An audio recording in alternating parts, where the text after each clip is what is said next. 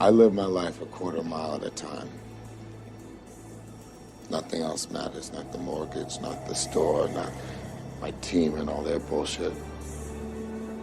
For those 10 seconds or less, I'm free. Vroom vroom, everyone. This is the Does It Hold Up podcast, where we discuss movies released prior to 2010 to let you know if they still hold up to today's standards.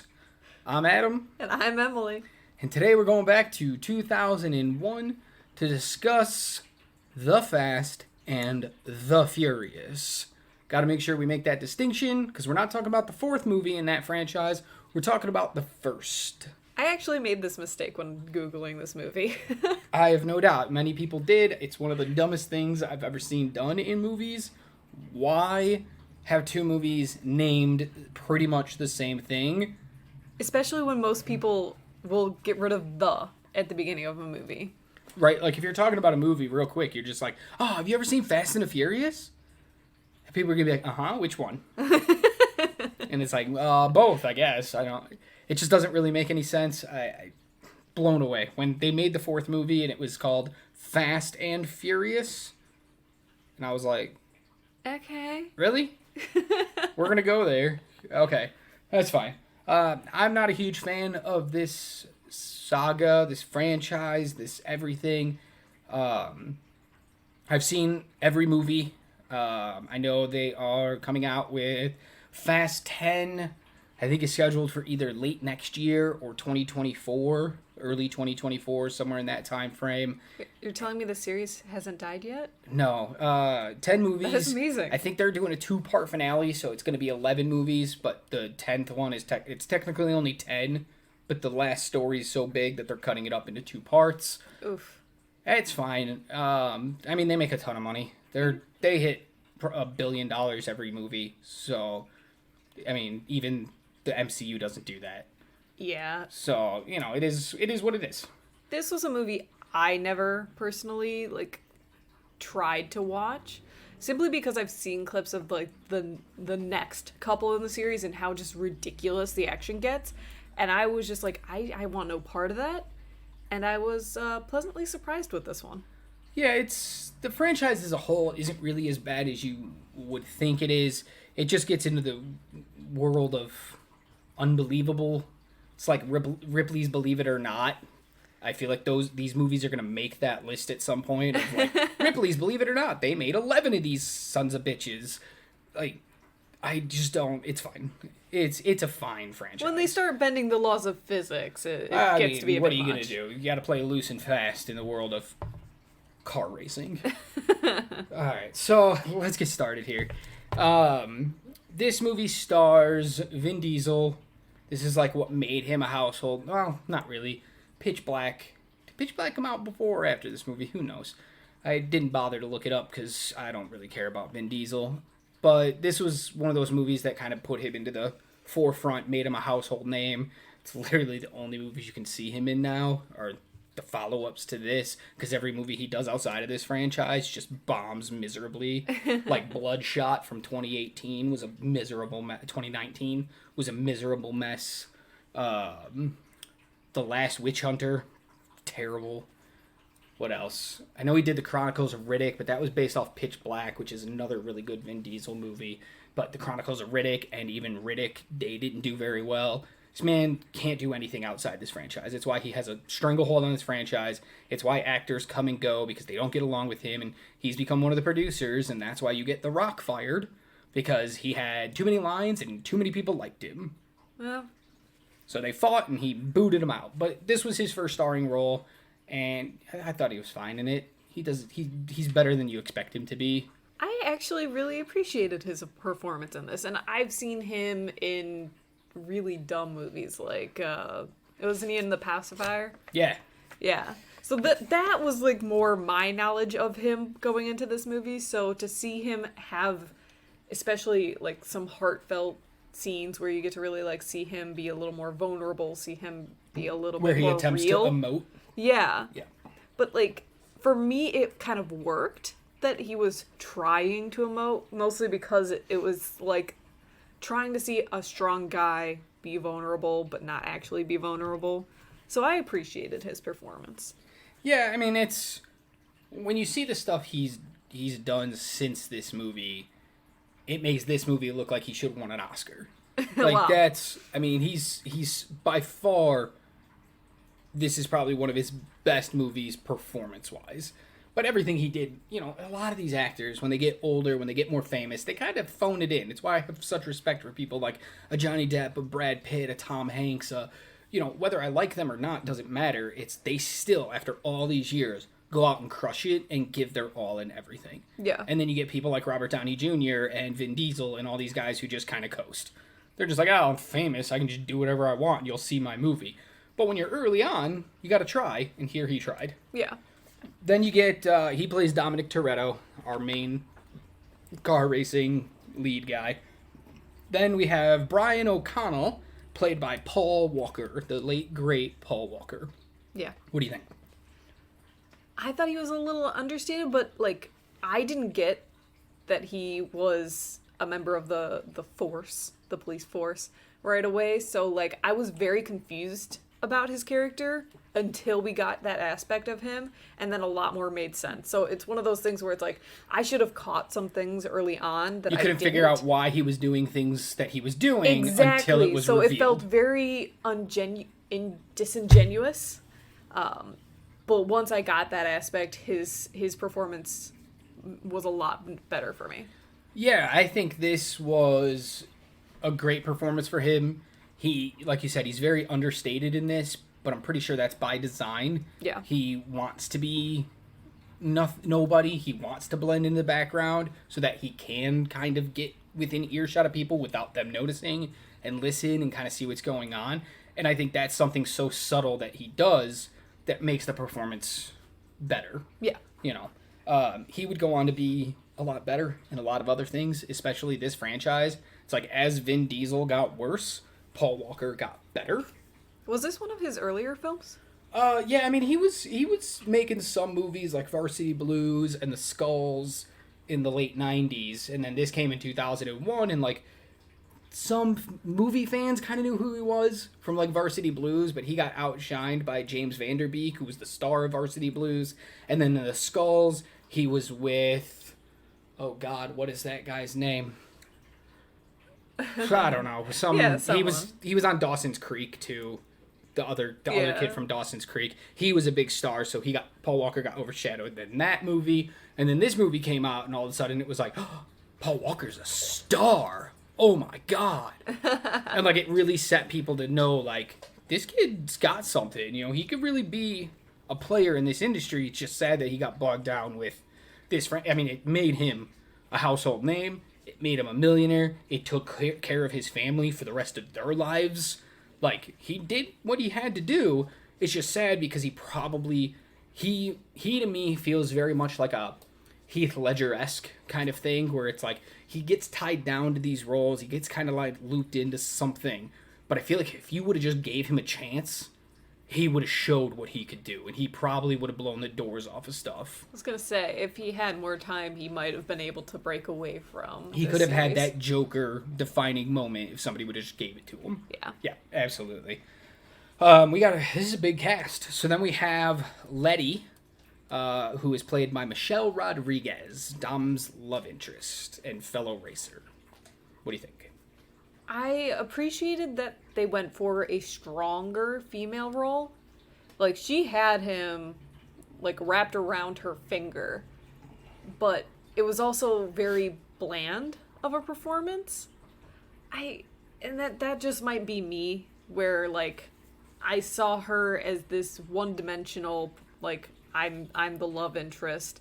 I'm interesting by my character's definition, but her performance in it was not great. Yeah, I don't know much of what she did before this movie. I didn't bother to look because she just doesn't interest me. Yeah. I don't think she's a great actress in anything I've ever seen her in. And I think this was the start of, she just got lucky. She got lucky to be in this movie, which made her a household name. And guys are like, oh my God, a sexy car girl. First of all, first fun fact of the episode, Michelle Rodriguez, who plays Letty, and somebody we haven't talked about yet, Jordana Brewster, who plays Mia. Neither one of them had a driver's license or even a learner's permit prior to this movie. How old were they? 20s. But, you know, you're in Oh, LA and that's stuff like fair. that. You don't need to drive all that much. So, she just got lucky. The fact that she landed this role made her a household name, especially going into, you know, she wasn't in 2, she wasn't in 3, she was in 4 and 5 and moving forward because they had to bring her back. But in the meantime, she didn't do anything. Sure, she was in Resident Evil and a few other little things, but never like the star of anything. She's not that good, and I feel like this is, like you said, a very bland performance. It's very much a, oh, okay, yeah, you exist, and you served the purpose, but you didn't elevate it. I mean, same thing that she had with in her role in Avatar. If you guys hear any squeaking happening in the background, that's just our dog.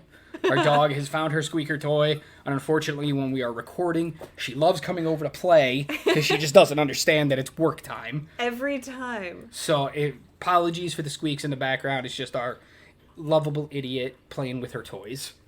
But yeah, go ahead. You were talking. I said she was bland. She didn't elevate the role. Yeah, Talk she, to me. you know, she was in Avatar, right?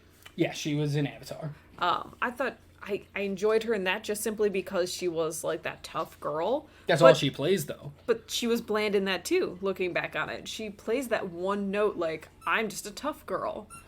She does. It's all tough girl all the time, nothing else, and it served its purpose in this movie. That's the best compliment I can give her. She served her purpose. Yeah.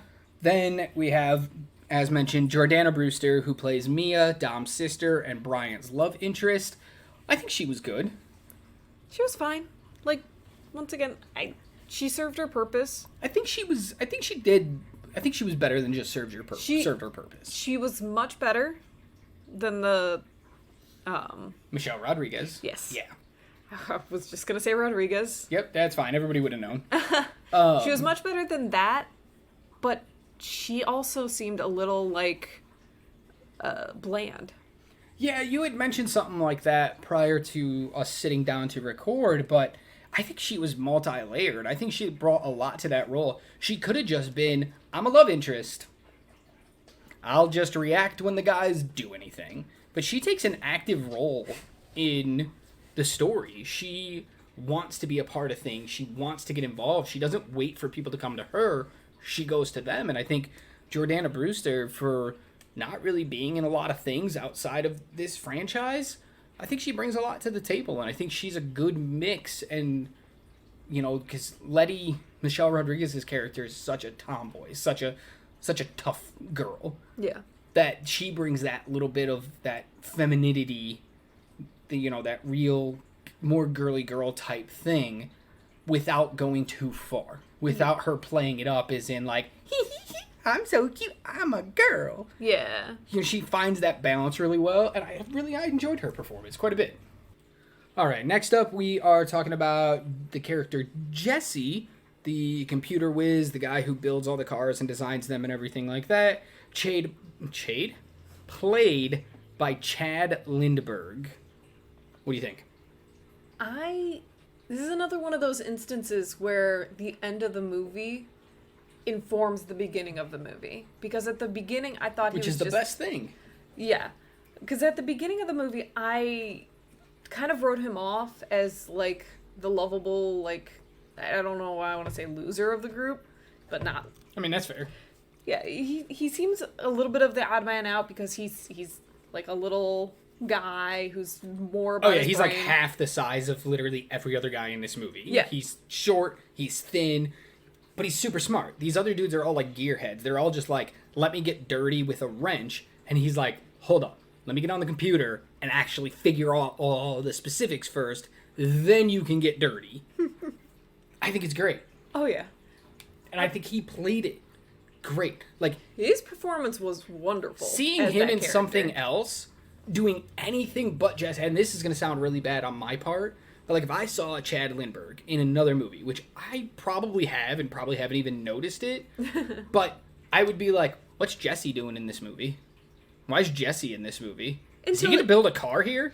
Until he comes up and gives an amazing performance Of the course. next time. Probably why you don't know him from anything else is because He you were probably gave expecting up Jesse Yes. and got someone else. Which goes to show how good he was in this, though, that to this day, you can talk to any Fast and Furious fan who's watched all the movies, Yeah. 1 and so on.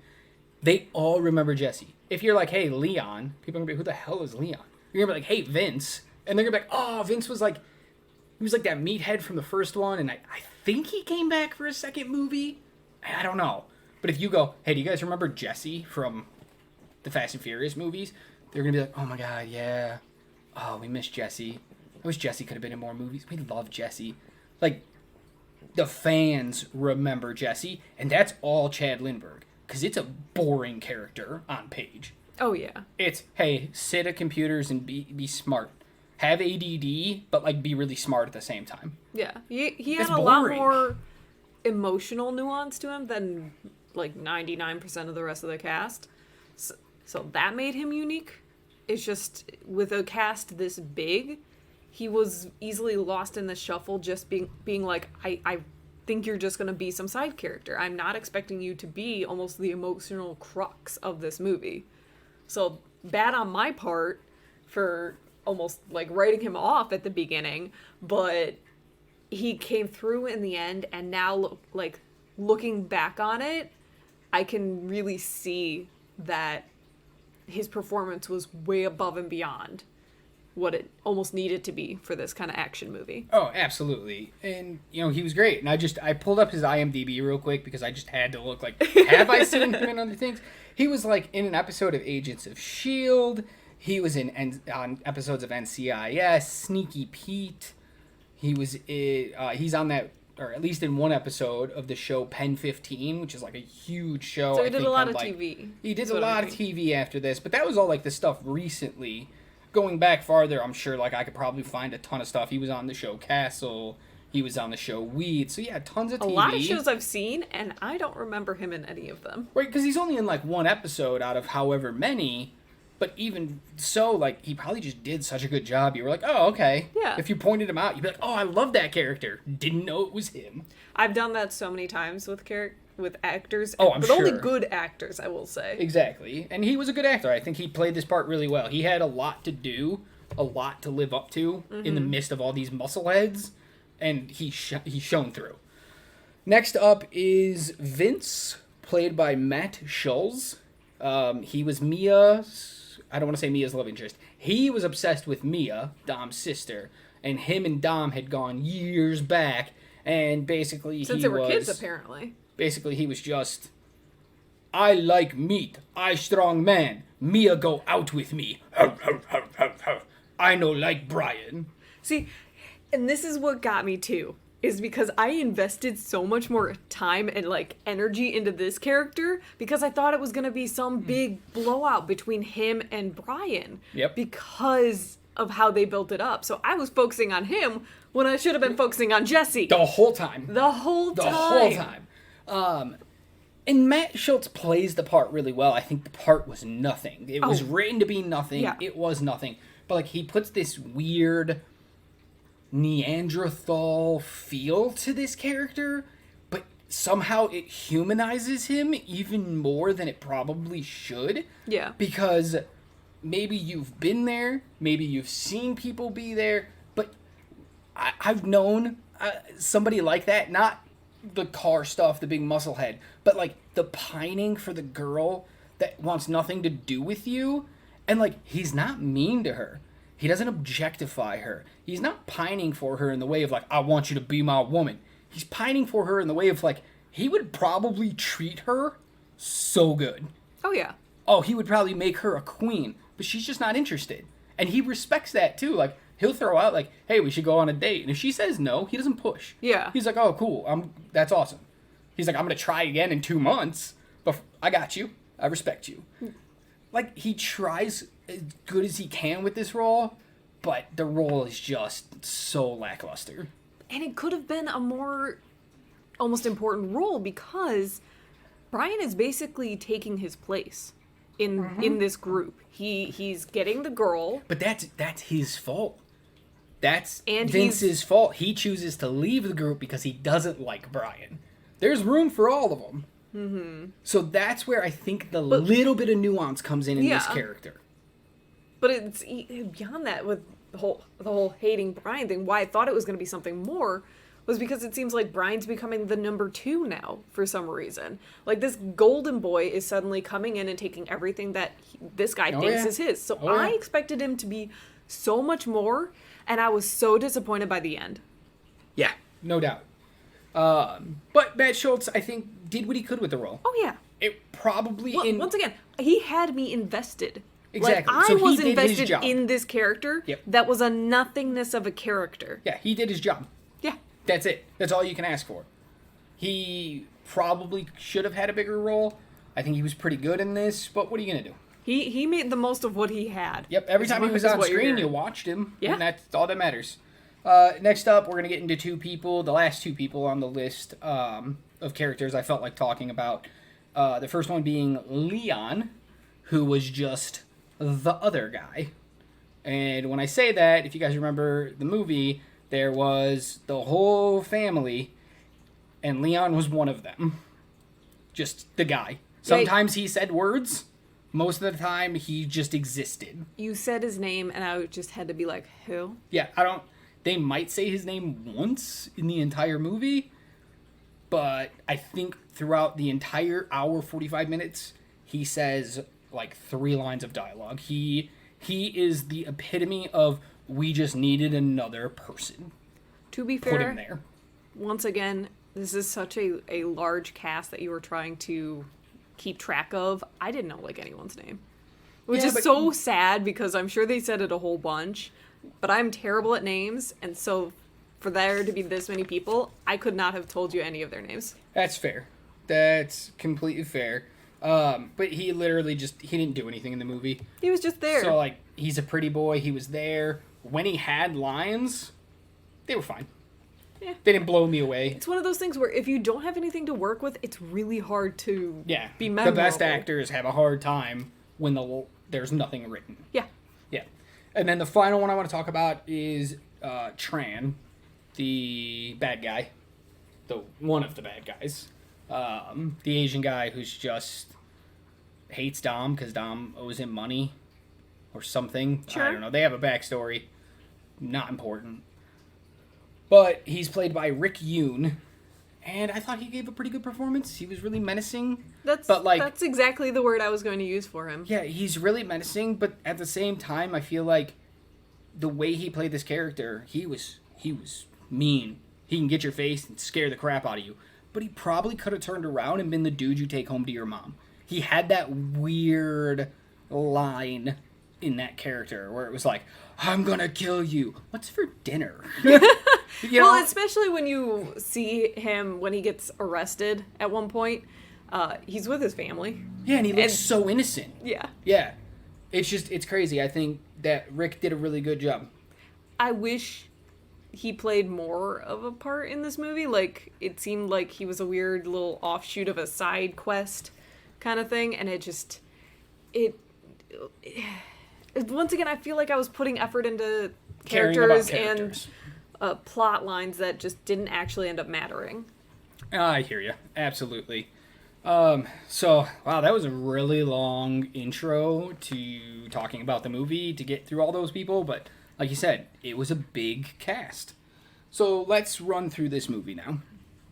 So we open with Brian O'Connell testing out these, the movie's all about street racing.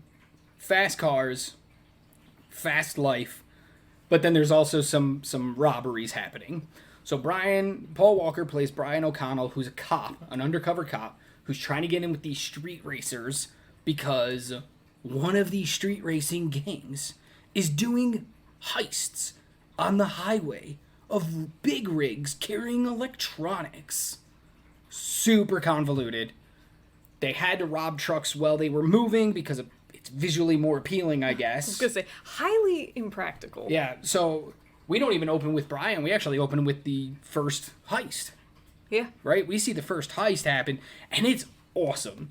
It is an awesome set piece. The way the cars go around this truck and under the truck, which is highly implausible because trucks aren't that high up. Some are. Some trucks that have to go into certain areas of the world, they are that high up.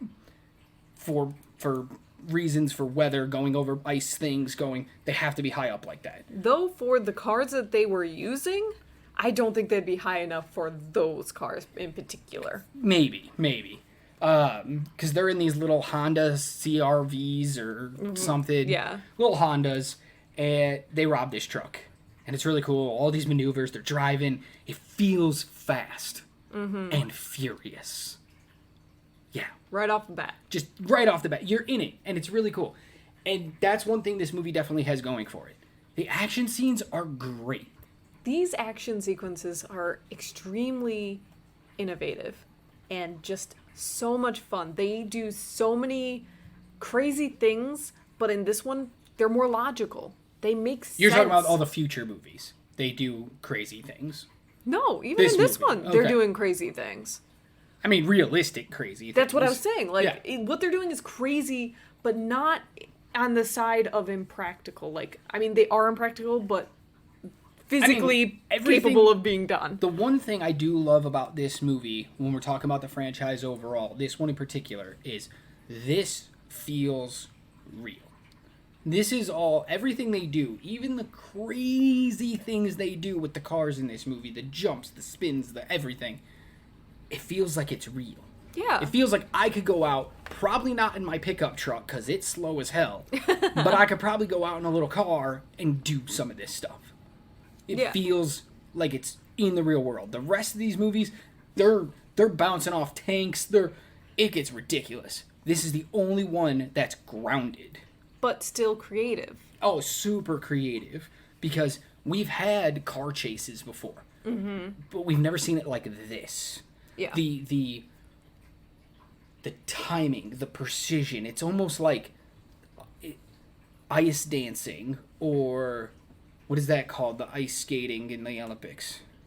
Figure skating. Yeah. Oh, I couldn't even think of the word. I was lost. Yeah, you just stared at me blank. It's fine. I just follow me. I got this. I'm with you now. It's a lot like figure skating in this movie, where moves are thoughtful. They are thoroughly done. They are crazy to look at because you're like, oh my god, no normal person could do that. But there are people who can do it. Just because I can't doesn't mean others can't. And that's what I love about this movie. And it's right off the bat, here we go, check out this cool heist. Yeah. Great. Then, after they do the heist, then we go to Brian O'Connell, who is testing out his new car, spinning it around, doing all that stuff. And then we kind of jump into it pretty quick here.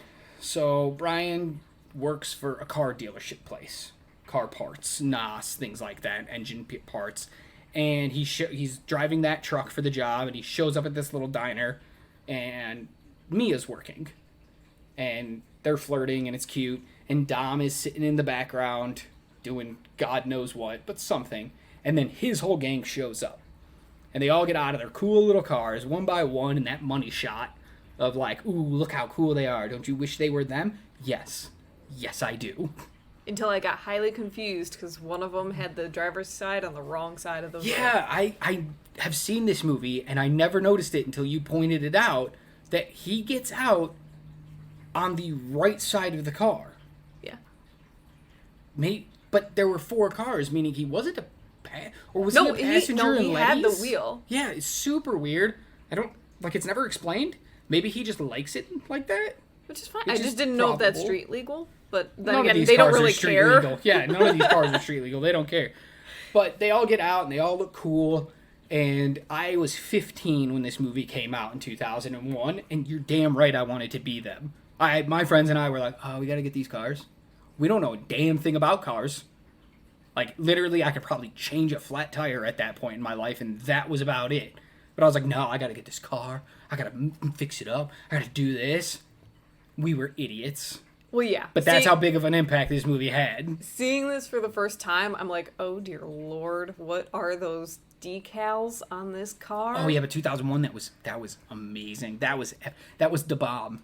I was going to say, That was it was awesome. part of a major issue I had with it of being cringy, but that's just because... Yeah, because it was Very so 2001. Yes. So they get out, and Vince sees Brian flirting with Mia, and he gets all upset, so he goes and picks a fight. And Brian's like, all right, whatever, I'm leaving. Goes out to his truck, and here's where a big problem with the movie comes out for me right away, is as Brian is walking to his truck, Vince calls him a faggot. He's like, don't come back, faggot. Which is incredible, because I missed that entirely. I heard he said something, but I did not catch what he said. He says it so fast, and he follows it up with another line of, like, if you come back, I'll beat your ass, or something like that. But it's so... Right in that moment, I go, ooh, God, this movie's dated. That one word just dates this movie so hard. And it's not the only time. There's little weird things throughout the movie where everybody's being a little too masculine. Mm-hmm. Everybody's a little too worried about being a man's man and tough. And I'm like, I can just feel the homophobia dripping off of this movie. And that's a big problem. I didn't catch it as much as you did, mostly because I missed those quick little lines. And it's also your first watch, so you're more like, ooh, cars, what's the story, what's going on? Yeah. On a rewatch, though, you're going to see it. You're going to feel it. The way the guys look at each other, the way they act tough in situations, or, you know, when they're at all the street races and they're just surrounded by women, and it's just like, oh, God, no. Do better. I know it's 2001, but we could have done better. Yeah, it didn't have to be that. Yeah, because there's even I got so worried when you said that. Like, when you pointed it out to me, I was like, wait, what? They said what? Yeah, and then there's a scene later where Brian is helping Mia wash dishes, and Vince walks in, and he's like, hey, put on a dress when you're done with that. And Mia gets all angry, which is a great moment for her. But then he's like, no, I'm talking to the other one. So you can wash my car afterward. He says, wash my car when you're done with those. And then he's like, me, I'm not talking to you. I'm talking to the other one. And then put on a pretty dress and I'll put you back on the street where you belong. And I'm like, that's that chauvinistic male bullshit that infected so many movies at that time, because that was what was cool. It was, look how strong and powerful and cool we are. And unfortunately, that informed a lot of guys on how to act. You know, if you listen to our Mean Girls episode from 2 weeks ago, we talked about how that movie informed a lot of girls around that time, and that came out in 2004. Well, slightly before that, this movie informed a lot of men, or would-be men, and how they acted. So putting those two movies together within 3 years... No wonder really, we got that time frame. That high school dynamic was crazy. This explains a lot. Oh, so much. But moving on. So they get into a skirmish, and Mia's yelling, like, stop, stop. She's very active in her role. And she's screaming at Dom. She's like, you better get out there and stop this. And Dom's like, ugh. Ruh, ruh, ruh, ruh. Vin Diesel grunt. Ruh, ruh, ruh. And he goes out there and he separates it. And in that moment, you immediately see the respect Dom's family and friends have for him. Because they all go, oh! It's almost like when people are fighting, like your siblings are fighting, and here comes mom. And you're like standing behind mom, and you're like, oh, yeah, oh, she's going to get you. That's what it was, because nobody's moving until Dom moves. And they all follow him out, like, in single file line, and they're all like, oh, here he comes, you're so in trouble. Ooh. And then he separates him. He launches Brian onto the hood of a car. He throws Vince back, and then Vince tries to come back again, and Dom just looks at him, he goes, you're embarrassing me. Knock it off. And you can see Vince turn into a little puppy dog, like, oh, I'm sorry. And he just backs down, and it's so good, because that's such a major point in this movie is family and respect, and we're going to get into that. And then he talks to Brian, and he's like, what are you doing around here? He's like, you look like a serial killer. Are you a serial killer? And they have this little back and forth, and he's like, oh, you work for Harry? Not anymore. You're fired. I fired you. Blah, blah, blah. Get a nice, quick setup of who everybody is in this movie. I know you had a problem with, like, I don't know everybody's connection and everything. This scene at the diner is where you get the setup. You understand Dom's the leader, Letty's his girlfriend, Mia is his sister, who Vince is in love with, but Brian also has a crush on her, and the other two are the other two. I didn't catch like any of that. It wasn't until like halfway through the movie that I understood that Letty was Dom's girlfriend. You didn't get it from the way she was like, Dom, you want a drink? And he kind of shows a drink, and she just rolls her eyes like, all right, screw you too. Literally, not at all. Oh. And I honestly thought that Mia was his daughter. Like, I was so confused. They're all supposed to be in their 20s. And maybe this is because I only really knew Vin Diesel after, you know, when he was a bit older. So I kind of like always picture him at that age. A bit older. He was 30-something years old in this movie. Well, yeah, but like, I mean, He's older. like 50 now. That's what I mean. So in my head, I'm like kind of seeing him as that age. So I was thoroughly confused through like majority of this movie as to what everyone's relationship was and their ages. Because I wouldn't have put Vin Diesel on the same age level as Vince.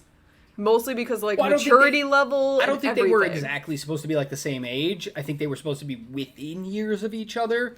Where it was like Dom definitely could have been the oldest by a good like 2 or 3 years. And then everybody else just looked up to him. They went to school together. They followed him. You know, that kind of feel. Mm-hmm. So I could understand why it's like he plays it a little older, but I don't know if he's supposed to be older or if it's just that respect thing. Respect makes you feel older when everybody follows you around like ducklings.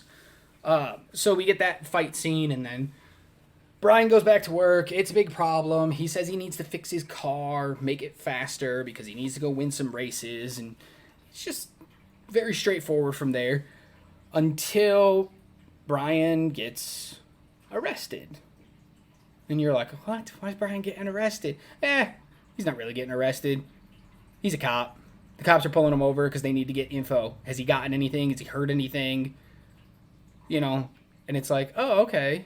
This is another one of those things that I was completely blindsided by. Like, I have moments of this movie where I'm like, did I just miss something completely? And I'm sure I did. Like, looking in the wrong direction like I did with Vince. Oh, yeah. This is a movie that, like, you'll notice a lot of little things on a second watch.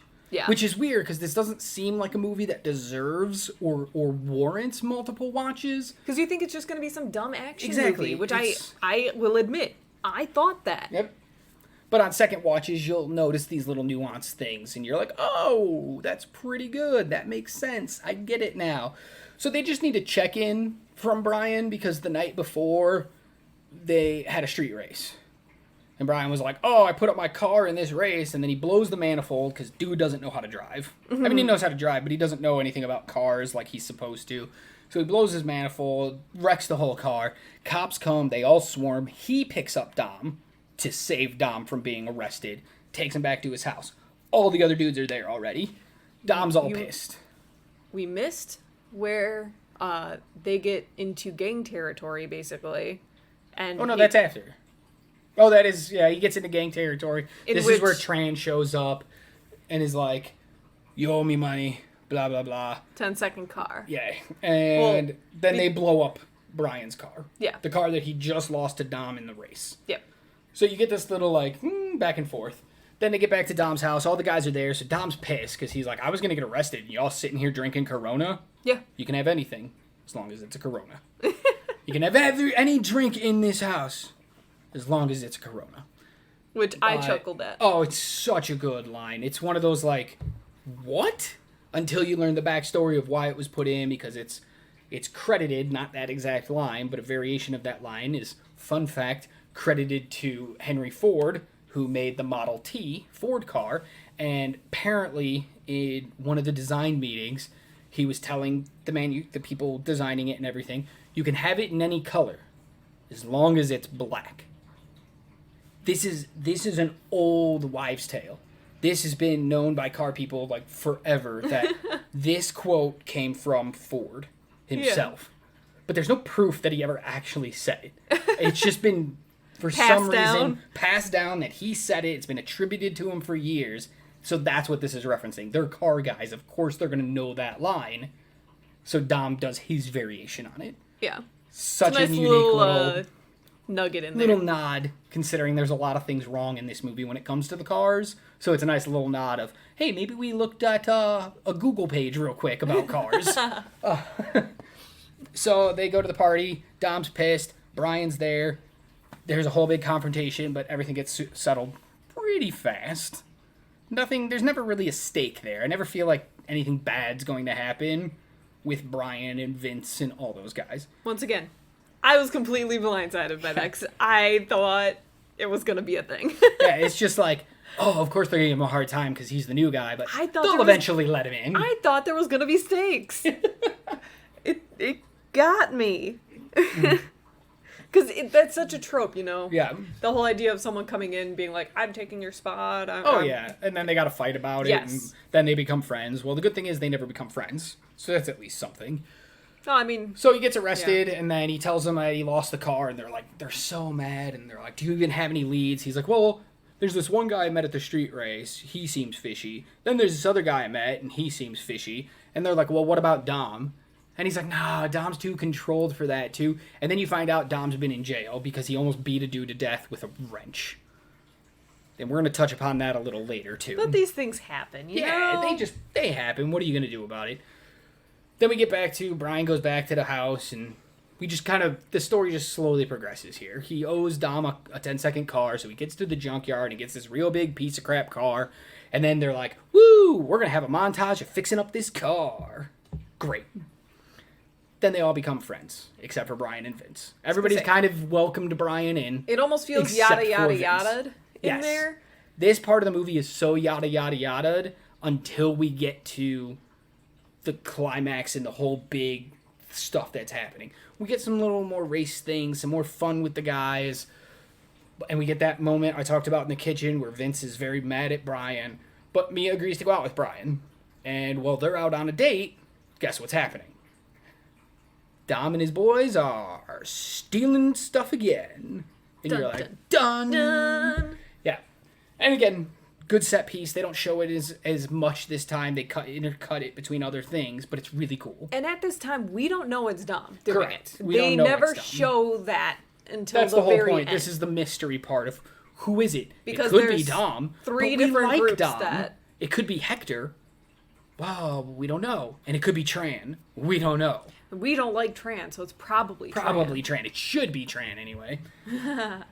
So then he decides, the cops are up his butt of get us information, figure out who it is. So Brian starts sniffing around these other guys because Hector comes into Harry's, the auto shop that he works at, and needs parts. A lot of parts. And 3 of each parts for Hondas. Which, as we know, is the car that's been doing that. Yes, little Hondas are the cars that have been robbing people, and there's 3 of them. Oh, damn, it's gotta be Hector. Mm-hmm. So Brian says, I'm gonna do some cop work. And he goes late at night, and he breaks into Hector's garage. And Very cop of him. Oh, very cop of him. I mean, he's an undercover cop. He does whatever he wants at this point, because if he gets caught, they have no knowledge. Yeah. So he breaks in, finds out, it's not the cars he's looking for. Yeah. He was like, the tires are right, but something about it isn't right. Yeah, he put it all together. He actually did detective work. Oh, yeah. He did cop work, which was cool. Which would probably make a lot more sense if you know cars, at all. Yeah. But since I know nothing about cars, I'm just like, but they're Hondas, and they had the right tires, right? They're the right But thing. luckily, they do enough explanation in that scene to make you understand how he goes, they can't be the right ones. Yes. He's like, these 3 things work, these other things don't. Yeah. Not right. He explains it, I just didn't understand It's it. great. Then, as Brian's leaving, he just gets cold cocked with the butt of a shotgun. And you're like, oh, damn. Oh, damn, he got caught. Yeah, he did get caught. By Dom and Vince. And Vince is like, I told you he was a cop. I told you. And Dom's like, you have 5 seconds to explain yourself before I just let Vince loose. Yeah. And Brian makes up this cockamamie story about I'm just checking out the competition. I'm checking on the competition because, with Race Wars, which is this apparently big racing event coming up for illegal street racing, which is But just has weird security, to say. which is Well, because crazy. it's at an actual track. This is legal street racing, drag racing. And he's like, I got to see the competition. I owe you a car. I can't afford to lose again. He makes up this whole story. Yeah. And Dom believes him because Dom is a good person at heart. Yeah, he almost killed that guy that one time. He's doing very dangerous things. He's but... doing dangerous things, but they write him pretty well because he is a good guy. He wants to believe the best in people. So he gives Dom the benefit of the doubt, or he gives Brian the benefit of the doubt, and he actually says, "That's a damn good idea. We should do that." So he goes with him. Yeah. To do the next snooping. one. Yeah, which is Tran. Yeah. And he goes in, and they look, and yeah, he's got a lot of DVD players and stereos and things that were stolen in his garage. Fishy, fishy, fishy. Mm-hmm. And he's got 3 Hondas. Fishy, fishy, fishy. But don't have engines. But they don't have engines. What's going on there? And then the lights come on, and they have to scatter, and they have to hide in Tran's garage. Because Tran and his cousin are bringing this white guy in to threaten him. Because he's like, "Hey, do you see something wrong with these cars?" And the white guy's like, "No." Tran's like, "Dude, they have no engines. What the hell is wrong? You idiot?" And then he throws him to the ground and does something really disgusting. He starts pumping engine oil into his mouth and all over his face. I literally had to turn away. This is the part where I'm like, this guy is psycho. He's portraying it very well because, oof, that got me almost viscerally. Like, I was like, oh no. Yeah, it's such a great scene, and it was actually a toned down version because it was actually a lot worse. They tortured him a lot more in a longer cut. They had to tone it down for the ratings, though. I appreciate that they did because what they did was enough. Yeah, it was pretty good. It was but almost it shows too much that still. Tran is a little, like... Unhinged. He could be a criminal. So Brian is immediately like, "This is my guy." He's like, I know it's not Hector. Things didn't work out. It can't be Dom because I'm starting to love Dom. I'm part of his little gang now. I trust them. So it's got to be Tran. So he tells the cops it's Tran. Except for the fact he doesn't fully go on to it. He wants to get more evidence first. But nope. The cops are like, it's Tran. Like, Hey, these truck drivers are starting to arm themselves. Yep.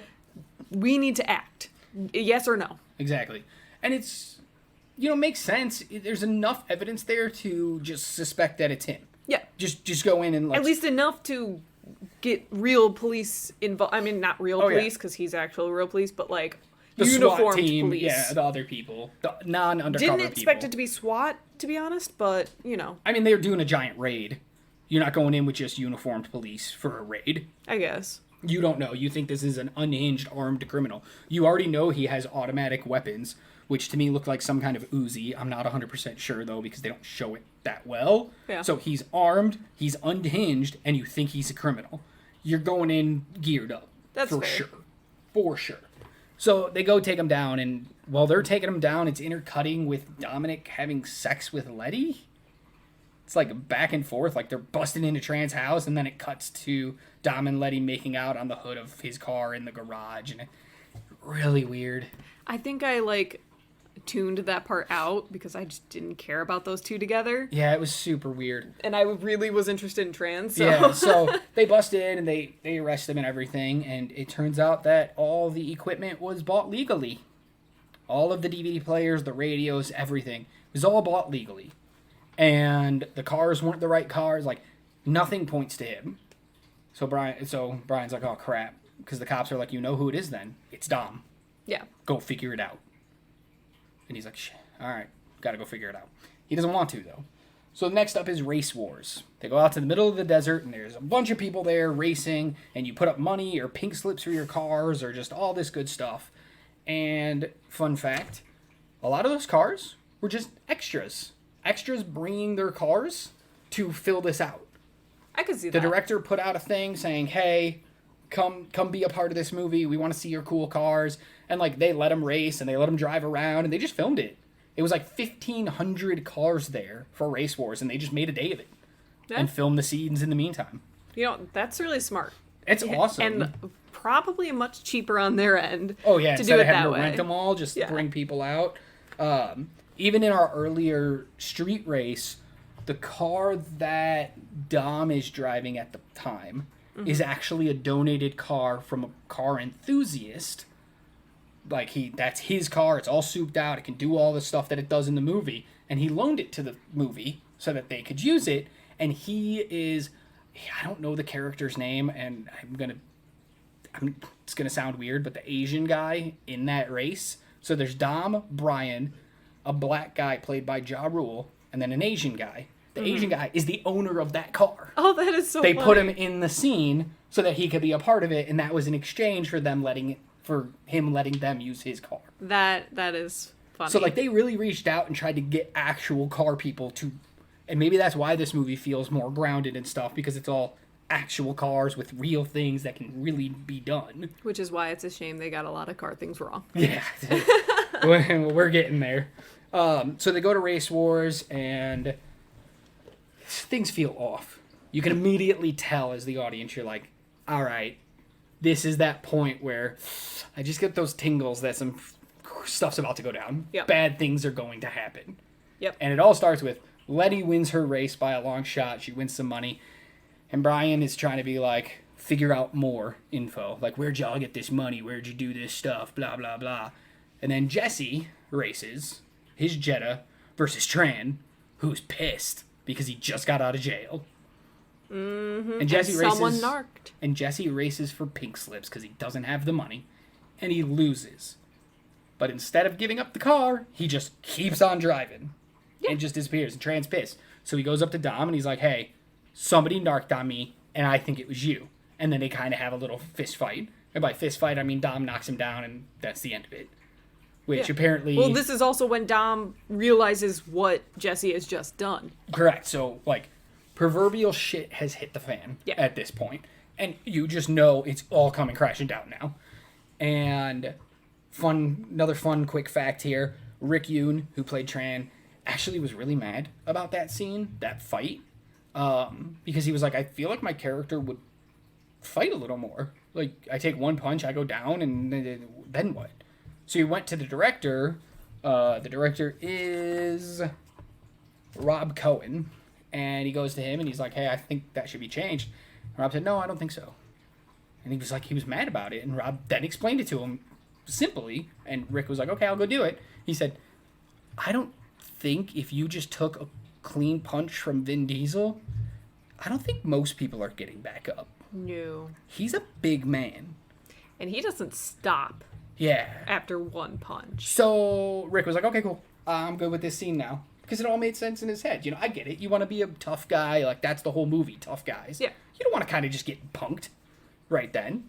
So I get why at least he vocalized, but then understood and proceeded to film the scene the way it was supposed to be. Great.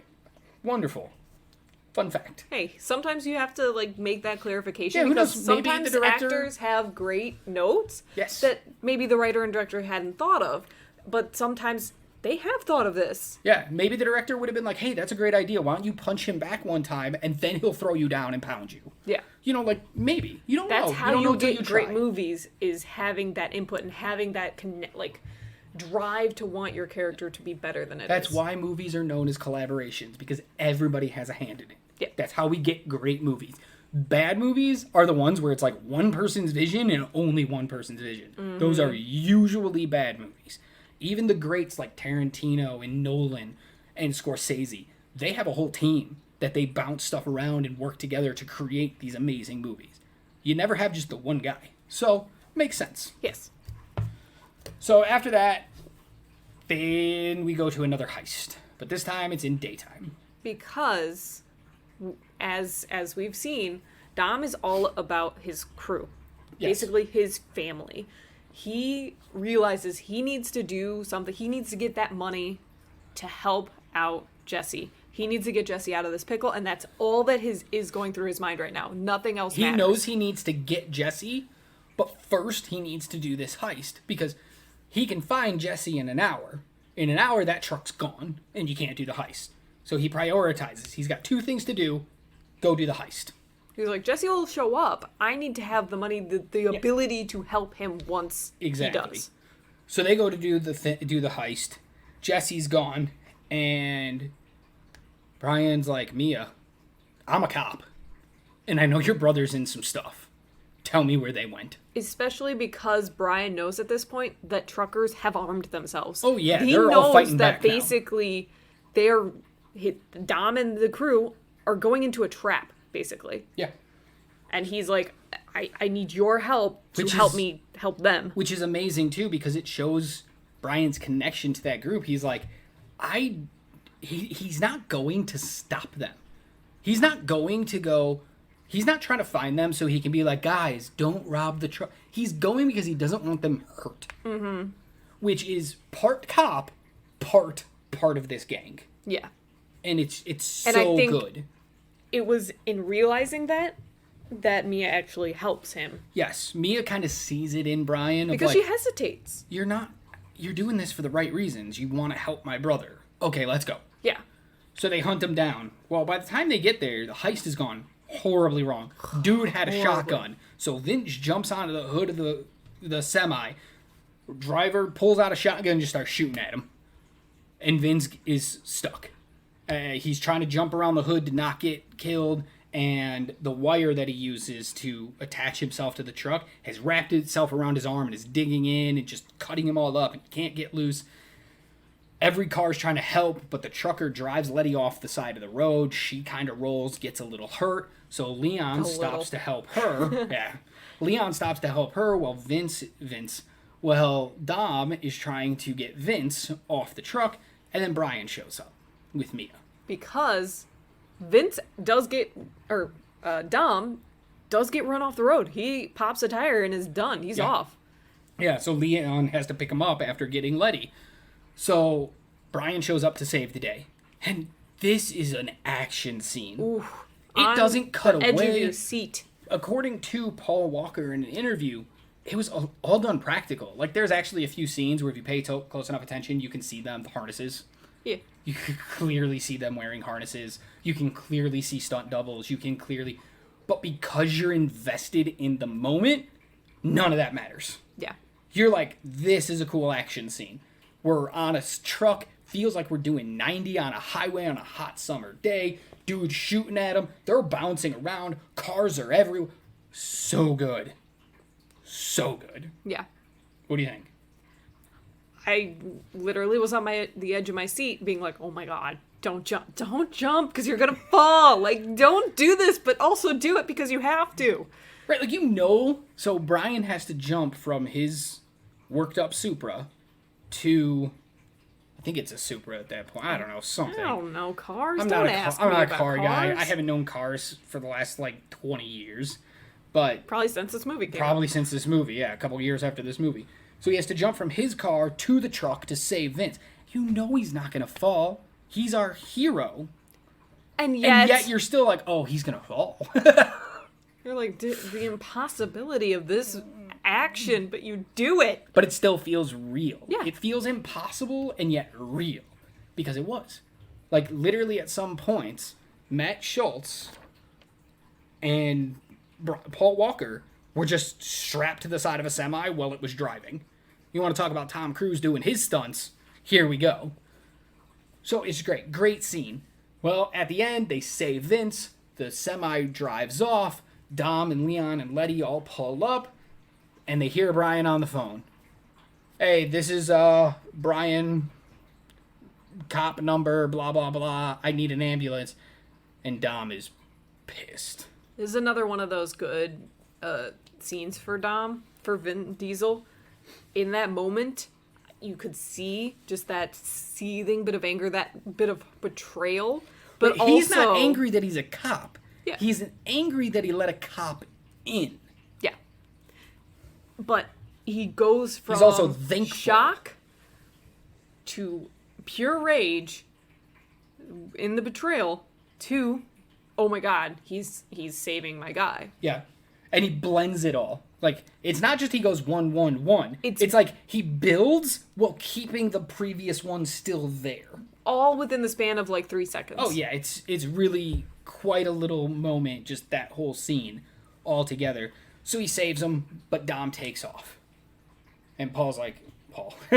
Brian, played by Paul Walker, Brian, knows where Dom's going. He's going back to the house. Because guess what? We haven't found Jesse yet. Yep. So, of course, Dom is like, everything's settled here. Gotta go get Jesse. Because he's all about the family. So he gets back to the house. Brian pulls up. Dom's walking out into his 1970 Charger, a car that he absolutely loves but has never really driven. It was his dad's. And he's going to go find Jesse. But he's got a shotgun. And Brian's like, dude, put the gun down. He's like, I haven't called the cops yet. Don't make me actually call the cops. And Dom's like, no, going to find Jesse. And then Jesse shows up. And he's like, Dom. And this is a moment for Chad Lindbergh, too. The way he shows up, like, basically crying that he needs help, and he's admitting he lost his mind at Race Wars. He's like, I don't know what I'm doing. I don't know where I am. I need help. I'm in so much trouble. Like, you feel for this kid in this moment. You're like, oh my, help him. Mm-hmm. Help him. But they can't. Because Tran and his cousin show up with their Uzis and just open fire. And unfortunately, there's only one casualty, and it's Jesse. But we get a nice moment of Dom trying to get to Jesse. Oh, again, another great action piece. This one's a little more unrealistic because how did they not get hit by any of these flying bullets? But it's fine. How is Jesse the only one that got hit when it was Mia, Brian, and Dom out there as well? But it's great. It's very war-esque. Very much like a war movie where Dom is like going through the gunfire to get to his fallen soldier. You know, is good moment. So he gets there, Jesse's dead. And Dom is like, hell no. Brian's like, hell no. So Brian takes off after them. Dom gets in his car. Brian takes even off. opens fire on them. Oh, yeah. He's not having it. Not just as a cop, as a part of the family. Yeah. He ain't having that. So he takes off after him, and he chases down the cousin, gets him. Then they chase down Tran, they get him too. Then they show up on a street, Dom in his Charger, Brian in his little rice burner, and he says, hey, that railroad track over there is a quarter mile away. On the green light, I'm going for it. And they get this weird little exchange between the two, and the light goes green, and they take off. And they race. And guess who wins this time? Brian. By a hair. By a hair. If you watch the movie closely and pause it at the right time, you can tell Brian wins. But a train's coming. So, like, as they jump the tracks, a train is coming. For that added tension. Of course. So Dom's car lands, he loses control, he rolls it, blah, blah, blah. And then they have a wonderful little bro moment.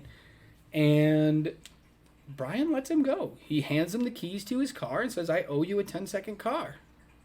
And he just lets him go. Because he understands that Dom might not be a terrible person, and he doesn't want him going to jail for the things that he did because, I don't know. Honestly, this is one of my biggest problems with the movie is when he lets him go at the end. I can fill in the blanks as much as I want to, but the movie doesn't expressly tell me or show me in any way why he lets Dom go at the end.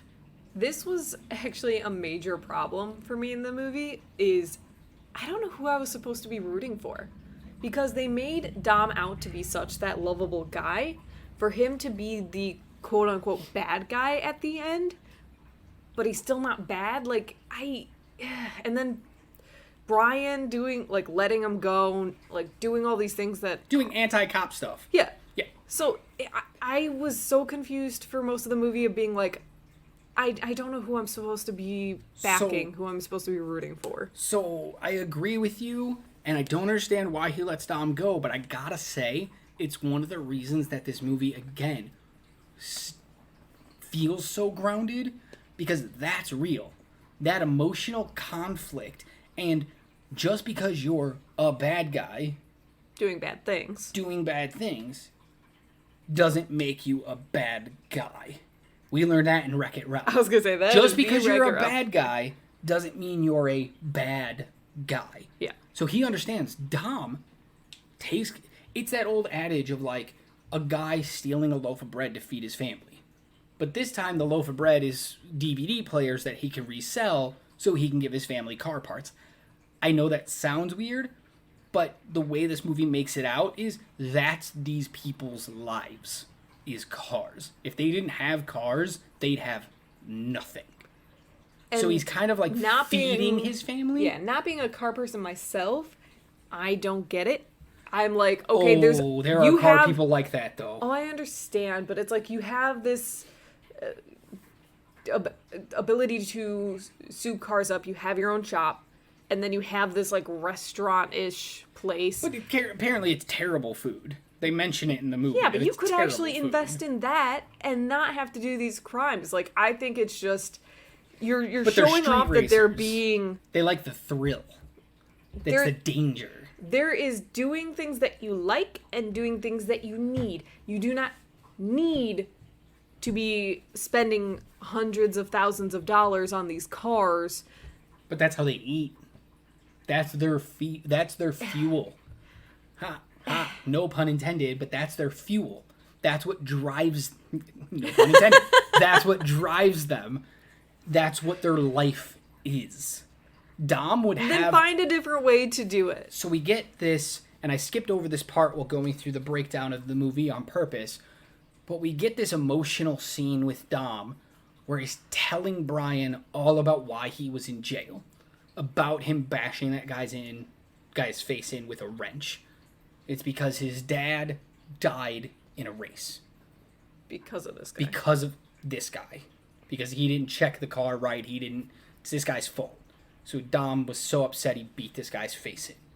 Then he has this wonderful line of, I live my life quarter mile at a time. Which is the quote you guys heard at the beginning of this podcast. That's the point of this entire movie.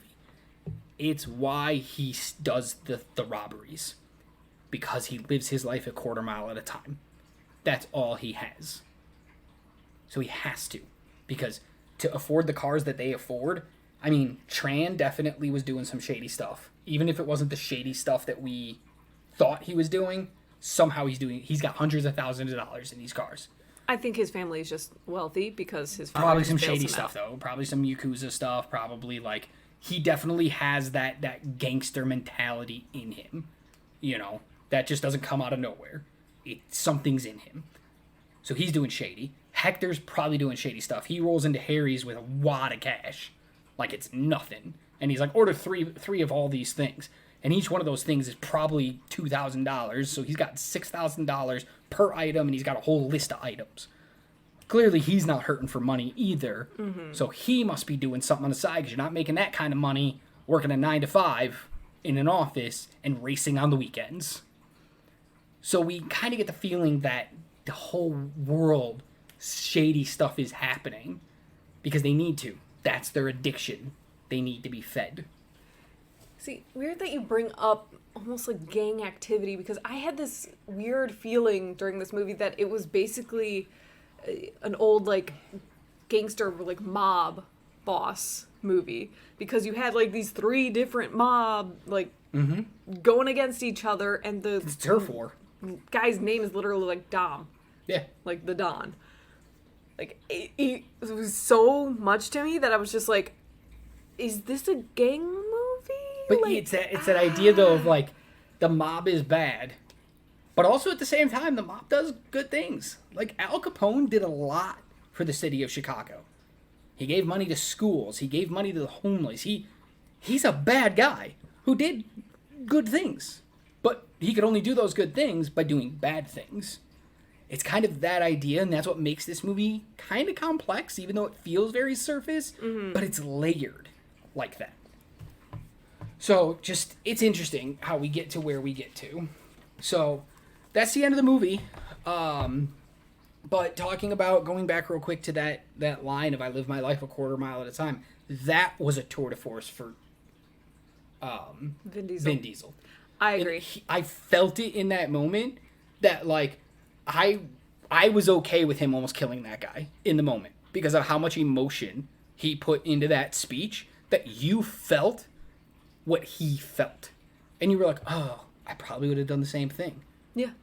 'Cause you're But there. he did it so subtly Yes. that it was He wasn't like definitely breaking that, down crying, telling you. It was a tough guy letting the layers of his onion fall apart. And then the waterworks came a little. Yeah. Yeah.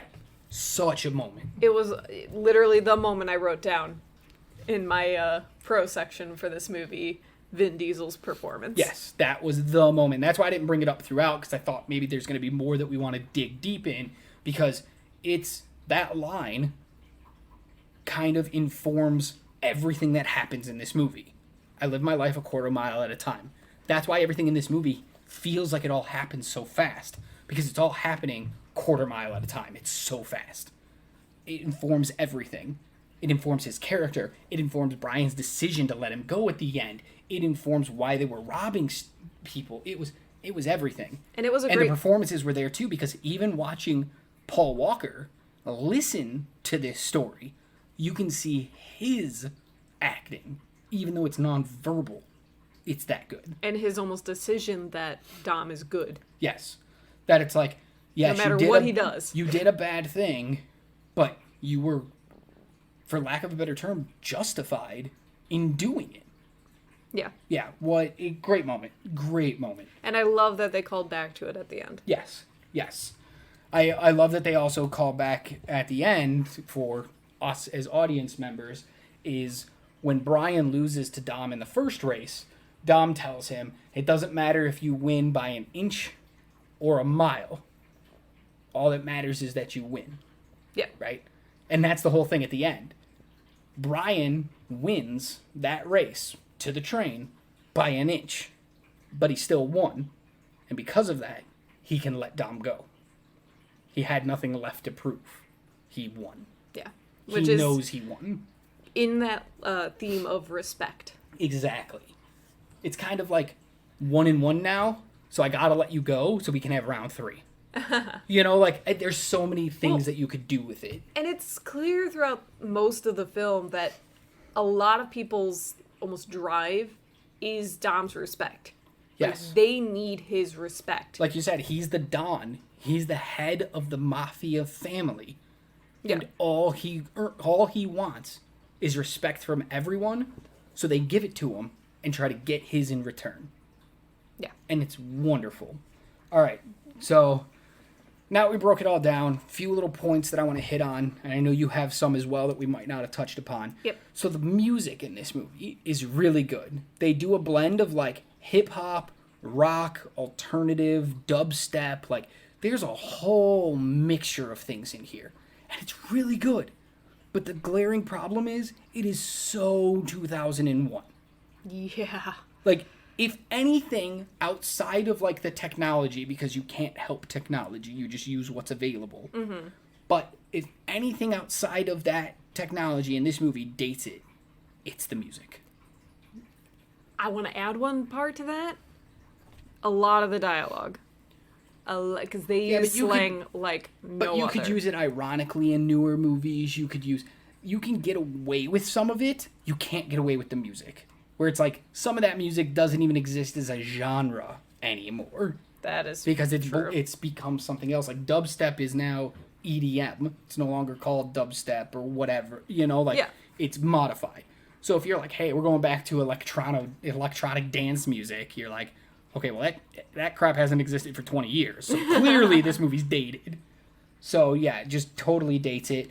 I'm going to skip this part because I know you want to touch upon the dialogue here. So we kept mentioning throughout that they didn't know about cars. And we don't know about cars. But in my research for the movie, I always do. You guys think I just come up with stuff. I don't. I research. I spend a lot of time figuring out behind-the-scenes stuff about the movie, thoughts of other people to kind of inform this podcast. But the cars apparently make no sense. So a lot of, like, you'll see them driving, and you'll hear the noise of a shift of the car. But both their hands are on the steering wheel. And they've already demonstrated that the shifter is in the center console. It's not a hand shift on the steering wheel. Yeah. So it's like, how are you shifting when your hands are both is the other person shifting? That's really weird. So they do that. Apparently, according to a lot of car enthusiasts online, things are also weird. Like, we're looking at a 2001 Toyota Supra, and it's revving its engine. But apparently, the engine sound we're hearing is from, like, a 1999 Porsche Carrera or a Porsche 911 or, you know, something like that. Like, the sounds of the cars don't match up. The bodies of the cars don't match up. And this is from, like, car people who are like, here's a picture of my car that I've been working on for 30 years. I love cars. And they're like, but the sounds are just all over the place. I can excuse that slightly Because modern audience or like regular audience members don't know? Not really that. More so we literally see them modifying their cars. So they could be putting a different engine into a different model to make it unique, or they could be adapting the shell of it. You could be, but at the end of the day, what they show on screen, some of the engine sounds they use would never fit in that body. So it's like, you can't even modify it to use that engine. It just doesn't work. I'm so not excusing it at all, because even as not a car enthusiast, I had issues with the sound not making sense. Yes, a lot of it just doesn't work. Another big problem I had with the cars is at the race, at the very first race of the movie, when they're in an alleyway and they're being illegal street racers, they're all like, oh, we got to go fast. And then as they pull up to the line to start, Dom takes a remote control and he turns on a giant stereo in the trunk of his car. Big subwoofers, lots of speakers, boom, huge bass. And I'm like, dude, isn't the point to go fast? Don't you want to get rid of weight? I literally chuckled at this point. I was like, seriously? That is not something you would put in your car if you're going to race it. Like, it would be something that would be, like, easily removable so that, like, you could put it in when you're not racing, take it out, like, something. Yeah. It's just so funny because then we get this one line, and it gets me every time I watch this movie. During that same race, Dom just starts speeding up. Like, he's just blowing past everybody. And one of the guys is like, oh, he's so fast. He is not doing much of anything. The race just started. His car's just better than yours. Yep. And I get it. Racers matter. When you look at stuff like NASCAR and things like that, the driver matters. Your cars are pretty much all the same, but who's the better driver? So I get that. But at the end of the day, in a quarter-mile race, it's really just about who has the faster car. Yeah. Yes, maybe who shifted better, but you're all professional drivers. Y'all shift really good. He's just got a better car. He is not fast. The car is fast. I was going to say, it does show that you need to know what you're doing at least a little bit, because Brian loses that initial race because of when he uses the NOS. Yes. Which So I believe is nitrous, right? Yes. Okay. It is nitrous. They just expect you to know these things, and I'm like, Another couple things here is this movie's really nothing like its sequels, and I know the franchise wouldn't be as big as it is if they didn't change things up, but I miss this. I miss the street racing, the groundedness, the small stakes, not the end of the world super villain's gonna do something. We're now all of a sudden secret agent superhero people. I miss this when it comes to the new movies. I like it a lot. Like I said, I was pleasantly surprised because I only really knew spots from the future movies and how just ridiculous they were, and that is just not in my wheelhouse. That is not something I really care for. So I was actually pleasantly surprised with this one being a lot more grounded and a lot more realistic. Absolutely. Two more things I want to touch upon. Chemistry. So Vin Diesel and Paul Walker, after this movie, were friends in real life. They became friends. Vin Diesel cried. He gave a eulogy at Paul Walker's funeral. Like, they became family after doing all these movies for all these years together. And you see it in this movie. When they're on screen together, it feels like they really have known each other for 20 years.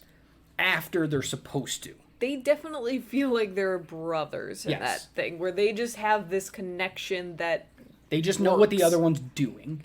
Yeah. They just know. Without talking, they're just like, yeah, I know what you're going to do. And it works. According to Paul Walker in an interview, the scene where Dom is interrogating him after they caught him sneaking into people's garages, they didn't really know how they were going to play that scene.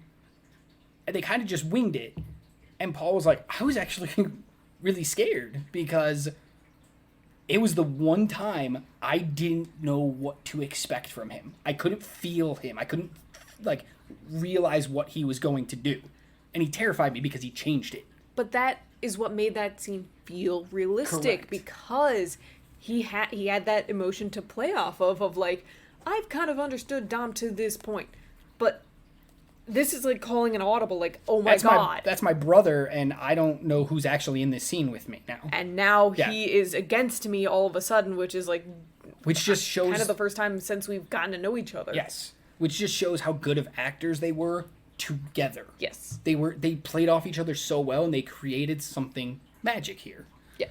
One thing that didn't work for me, though, is Vin Diesel and Michelle Rodriguez, Dom and Letty. They're supposed to be dating. They're supposed to be a couple. They're supposed to have chemistry. And they were actually dating during this movie. I think they started dating while filming, and then they dated a little while after the movie finished. But my God, they had zero chemistry on screen. This was another part of why I did not understand what their relationships were together, was because I didn't see that chemistry. I didn't see any, like, romance there. I didn't see any, like, familiarity with them. I thought they were just friends, maybe. Like, once again, I thought he was much older, I had no idea. So super weird. The fact that they had no chemistry was just like, yeah, it was definitely, they get why? more chemistry as the franchise goes on, but I still always think in every movie it's one of the weakest aspects of each subsequent film. Yeah, like they're not good. I've seen some of their clips in future movies, and they definitely seem more like family. Not necessarily like they're dating or anything, or married or whatever. They have a better relationship, but it's still not good. It's almost like more respect later on. It's weird. And then the last thing for me that always gets me in this movie is there's a lot happening in this movie. We have the main overall story of Brian trying to solve the robbery, but we got so many little subplots. The love story over here between Dom and Letty. The love triangle over here with Brian, Vince, and Mia. The Brian's a cop. The trans a psychopath. The street racing. The race wars. You know, like all these little subplots that they always touch upon. And I'm just like, it's a little much. I feel like this movie could have been simplified to just be like, cop, undercover, find bad guy. Yep. So, all right, what are some of the things you want to touch upon with that worked or didn't work for you? For me, I absolutely hated the camera work, and I understood it. Hate's a strong word. I know, but let me explain. I understand it, and it works for what it does, but for me personally, it made me almost queasy. It was a little too fast, a little too jittery, and it did what it was supposed to do, but I just cannot stand that kind of camera work, and that is a very personal choice on my part. But I thought tone it down just even a little bit, because you tried to do a lot of the speed almost in camera rather than practically, it felt like, because of how they moved. Well, yeah, they're not going to film at 140 miles an hour. Nowadays they might. So that's one of those things where it's like, I noticed it being done more so in camera than anything else. Well, yeah, that's the green screen. That's them having to show it, and because the technology of 2001 isn't that good, it looks a little janky sometimes. So that was a huge thing that put me off, as well as some of those scenes being just a little too impractical. Because you have to do it, like, because it's visually appealing to be robbing this truck while it's moving, but I feel like in doing so, you'd probably wreck a lot of the electronics that are inside. I understand that people pack them okay, but, like, you're not packing it so that it's gonna be, like, yanked back and forth like those drivers are doing. Maybe you don't know how semis work. Like, just because the cab's swerving a lot, that trailer's not swerving as much, and you rob and you get 3,000 DVD players. Who cares if 20 are broke? I guess it's just that was, especially starting off the movie like that. It started off the movie on a bad foot for me, because I was just like, thinking logistically, I feel like a lot of those are probably broken or messed up, or... This goes to show that you have never worked in a warehouse or any kind of place where you have to pack things. No. Because, trust me, I used to work in a warehouse. We used to have to pack a truck.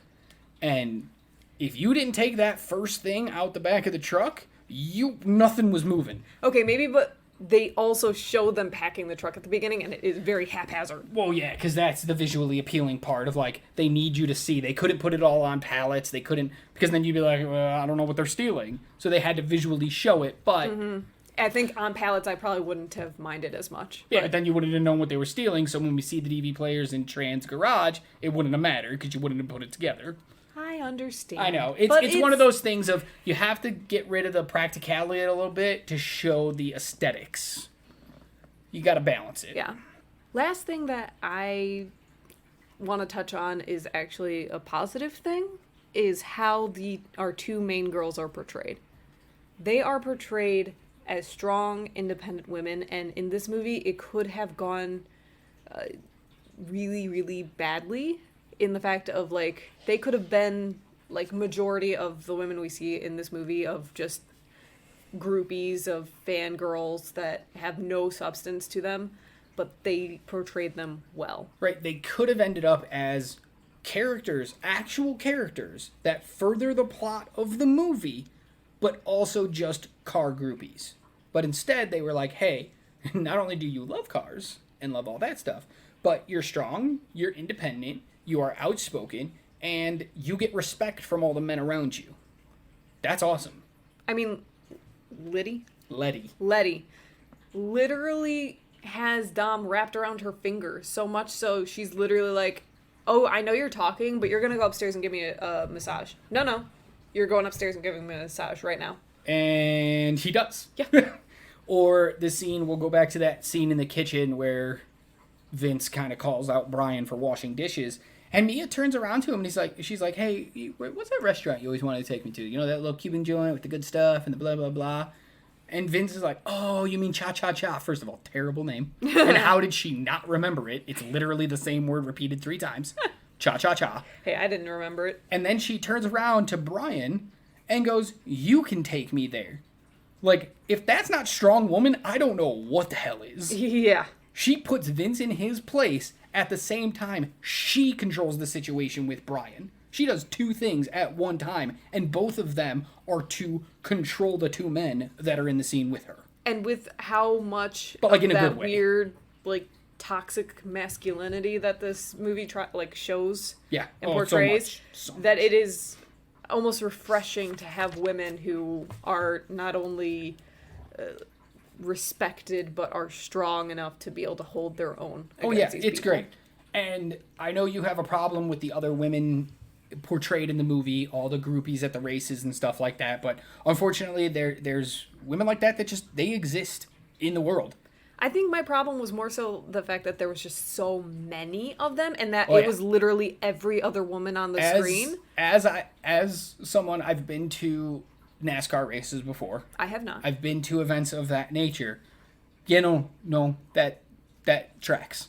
Really? That's correct. That is. I did not imagine that to be true. There are that many of them, and they will. I mean, go to any concert, any music concert.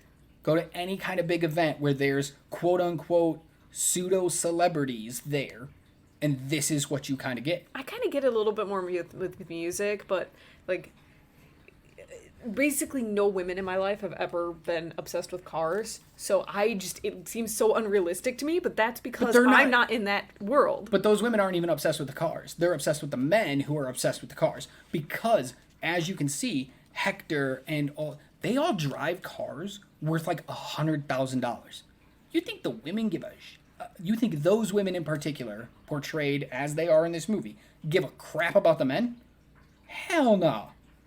We even get this moment of this woman walking up to Ja Rule's character during the alley, quarter-mile race at the beginning, lets her grab him, and then goes, this is yours, whether you win or not. And then he proceeds to lose, and he goes back and he goes, hey, what's up? And she goes, what? Don't talk to me. You didn't win. Because they don't actually care about the cars. They only want to be with the winners because they know what comes with it. It's the money. They're groupies.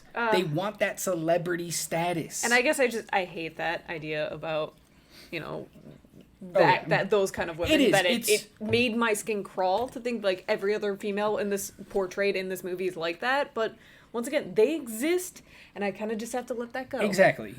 Unfortunately, people exist. Yeah. All sorts of people. And like I said, that's what makes the world work. I have no experience with stuff like this, so maybe that's what's skewing my Exactly. view on them. But... So, all right. Well, if you've made it this far, before we go into our final thoughts here, a quick little, Fun fact? yeah, but like, quick little shotgun fun fact here, a few of them. Oh. So, I got too into the movie and I forgot to say some of them. So, in that beginning race, in the quarter-mile race where Brian blows up his car, there's this little scene where they're locking down the street and a pizza delivery guy goes up and he's like, what the f-? And they're like, hey, pizza boy, you're going to have to find another way home tonight. Street's closed. The pizza guy is the director of the movie, Rob Cohen. He gets his own little cameo right there. And he's just like, I'm pizza guy. I love when directors and producers and stuff like that pop into their own movies in little bit parts. Not you, M. Night Shyamalan. Stop being actual characters and just do a quick cameo, you coward. Yeah. But I love when they do that because it's just so fun. At least this one wasn't, like, so gratuitous as, like, Peter Jackson with his carrot in Lord of the Rings. Oh, yeah. Where it's just he's, like, almost looking into camera going... Yeah. With the carrot. So it's funny. I like seeing it. It's fun for filmmakers such as myself who's just like, oh, that's so cool. Somebody from behind the camera got to be in front of the camera for a minute. So much fun. As somebody who's worked on a film where they got to go from behind the camera to in front of the camera for just a quick moment, so much fun. So great. So we talked about the music earlier, and I didn't drop this fun fact in, but I said it had all this different kind of music, rock music, alternative music, dubstep, like all this kind of hip-hop, rap, all this. Well, apparently, the producers of the movie didn't think that those genres of music should actually blend together because they put out two different soundtracks. One soundtrack had all the hip-hop type music on it, and the other soundtrack had all the rock alternative type music on it. They put out two soundtracks. Probably just to get, more money, because they're like, hey, if you like that one song, now you gotta buy both CDs. But it's just weird. Just put it all on one CD. Yeah, if you're trying to blend these genres together, like, go all out on it. Right, you blended the movie genres. You gave me a heist movie and a race movie.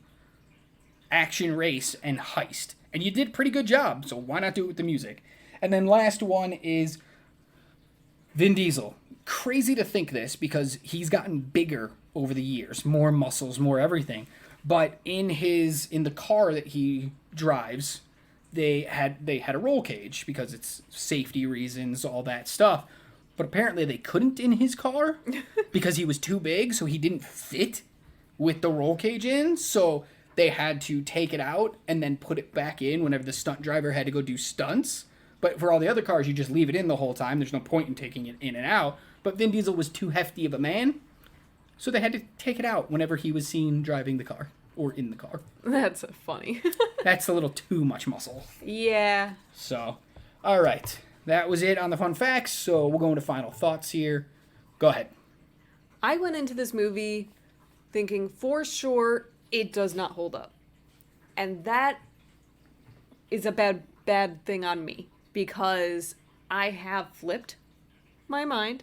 And not by like 100%. I don't think it 100% holds up. I do think it holds up on a more slim margin because of just how great the action is. How in depth the characters actually get, and that there was more to this movie than just a dumb action movie. It was a lot more than I was expecting going in, and I do think someone could watch it today, have it come out today, and it would be watched. Yeah, you'd obviously have to like update the technology and stuff like that, because I don't even look at that stuff anymore because aesthetically this movie doesn't hold up. Yes. So I agree there. So I went into this movie having seen the movie before, and I was like, yeah, this movie's not gonna hold up.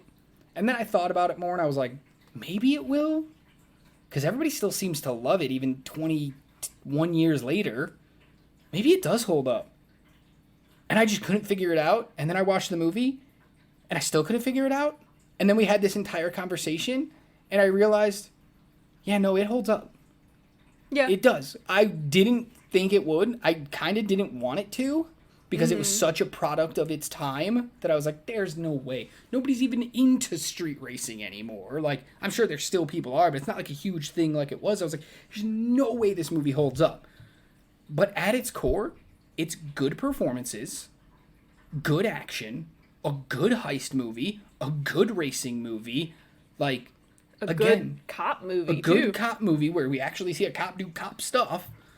Like, it's got a lot of good going for it. Again, updated aesthetically, update all the computers, update the cars, update. And if you rebooted this movie, made it exactly the same, but updated, oh, it would still do really well, and people would still like it. Probably why they are still making these Probably, movies. even though this one is nothing like any other movie. This one and 2 are similar-ish, but 2 gets a little crazy, and then it just blows up from there. That's why I was pleasantly surprised with this movie, is because I only really knew about the sequels, and I was just like, And this again, isn't that movie. In 30 years, if we're still doing this podcast in 30 years, which would just be insane, but I don't think any other movie in this franchise will hold up. And it's only because of how ridiculous it gets. I mean, in the 9th one, whatever the hell it was called, they go to outer space. Seriously? In a car. It doesn't make any sense. They retrofit a car with a rocket. It's stupid. So, like, when they get crazy like that, like jumping off of a moving tank across a gap in a bridge to land on the hood of another car after a car crash, like, weird things. But this one is so grounded that it's a story about family. And then things happen. It's about a cop and a mafia family. And them meshing together. And I think at its core, that's why this movie holds up. Yeah. That's it. All right, so there you go, guys. If you've never seen it, or if you have seen it, maybe go watch it again. You'll be pleasantly surprised by how well it holds up. Yeah. Until then, make sure you follow us on TikTok at doesitholdup_ between each word. And then over on Twitter, we're at doesitholdup13. We also have a YouTube channel. Just search for Does It Hold Up. You'll find us there. Just come check us out everywhere. We put up little short fun facts about all different kinds of movies and other things. Hope to see you over there. We love getting suggestions about movies, or if you know anything about the behind the scenes of one of the movies you talk about. You want to give us a fun fact, or you want to tell us if you think a movie holds up. Come tell us. We'd love to hear it. In the meantime, guys, keep watching movies. Bye.